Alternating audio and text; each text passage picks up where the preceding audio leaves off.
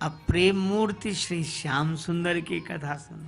भगवान राम जी के प्राकट्य में नियम ही प्रधान है, पर भगवान श्री कृष्ण के प्राकट्य में वसुदेव जी, देवकी जी, माता देवकी, पिता वसुदेव कुछ नहीं कर सकते। इनको तो जेल में डाल रखा है, हथकड़ी है, बेड़ी है, जेल में बंद है, रात का अंधेरा है, क्या करें? न गुरुजी के पास जा सकते हैं, न अपनी व्यथा कह सकते हैं, न कोई यज्ञ का आयोजन, न कोई विधिवत पुकार, न बस इनके तो आंखों में आंसू हैं। अच्छा, हाथों में हथकड़ी पड़ी, कुछ कर नहीं सकते, पांव में बेड़ी, कहीं चलकर जा नहीं सकते,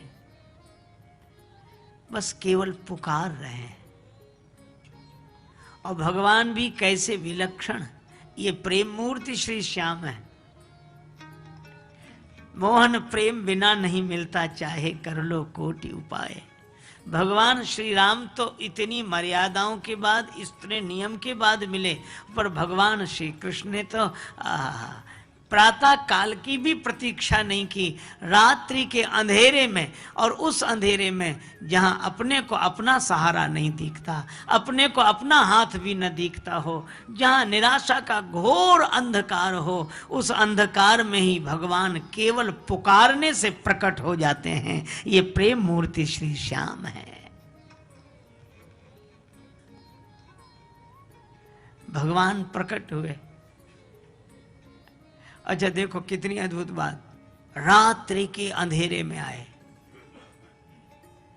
अच्छा, जिस अंधेरे में कुछ नहीं दिखता है, उसमें भगवान कैसे दिखे होंगे? जिस अंधेरे में कुछ नहीं दिखता, उसमें भगवान। अरे भाई, एक सज्जन से पूछा कि अंधेरे में कुछ दिखता है? बोले अंधेरे में तो कुछ नहीं दिखता है। तो हमने कहा अंधेरे में कुछ नहीं दिखता, अंधेरा तो दिखता है, और जिसे अंधेरा नहीं दिखेगा उसे उजाला भी नहीं दिखेगा। पर यह कथा यही संकेत करती है कि निराशा के घोर अंधेरे में कोई नहीं दिखाई देता, लेकिन भगवान दिखाई देते हैं, भगवान प्रकट हो जाते हैं। जिसका कोई नहीं है जग में, उसका मीत कन्हैया। भगवान प्रकट हुए तो वसुदेव जी और देवकी जी से कहा कि मुझे यहां से भेजो, गोकुल भेजो। अब वसुदेव जी ने कहा कि यह हथकड़ी, ये बेड़ी, हम तो स्वयं चल ही नहीं सकते, जेल से निकलें कैसे, आपको पहुंचाएं कैसे? भगवान कहते कि नहीं नहीं, ये प्रेम स्वरूप श्री श्याम की लीला है।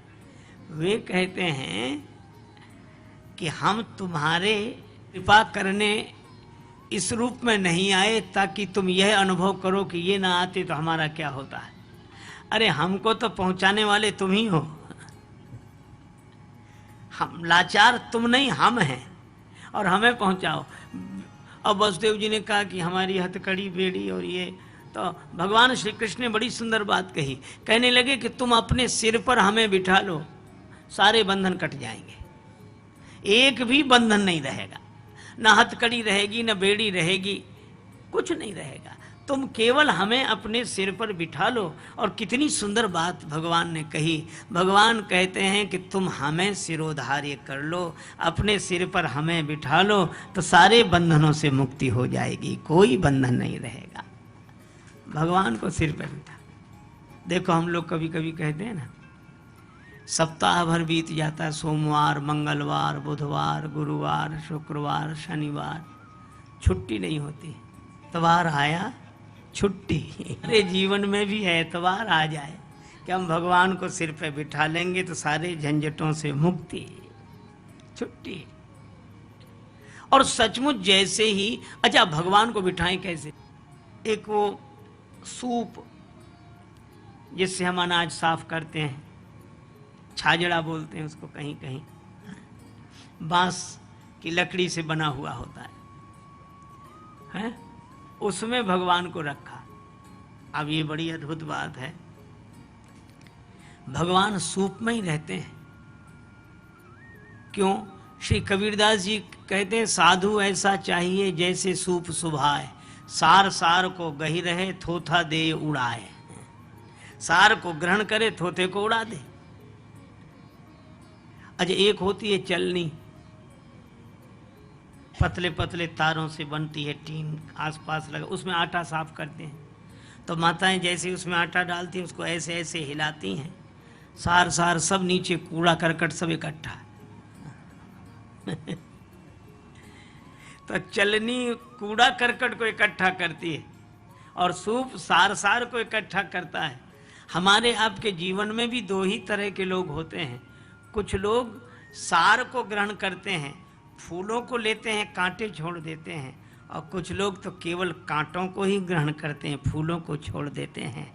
और जो फूलों को ग्रहण करते हैं उनका जीवन सुगंध से भर जाता है, और जो कांटों को ही ग्रहण करते हैं वे सुगंध से वंचित हो जाते हैं और कांटों की चुभन से जीवन भर जाता है। सार सार को गही रहे, तो सार ग्राही बुद्धि में ही भगवान रहते हैं।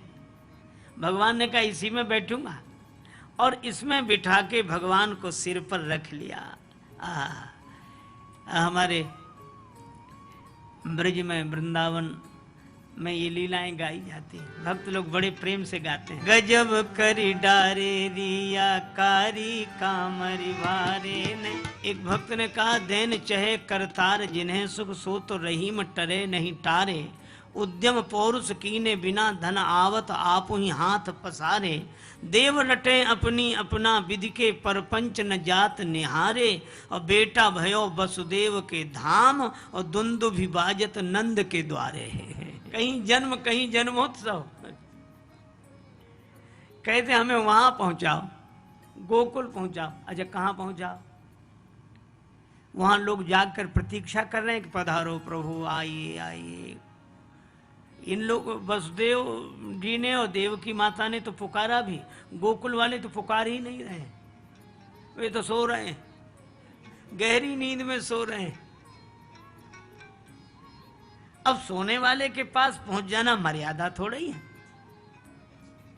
पर भगवान श्री कृष्ण मर्यादा पुरुषोत्तम श्री राम हैं। भगवान श्री कृष्ण तो प्रेम मूर्ति हैं, और प्रेम के कारण भगवान सोने वालों तक के पास पहुंच जाते हैं और सोने वालों का भाग्य जगा देते हैं।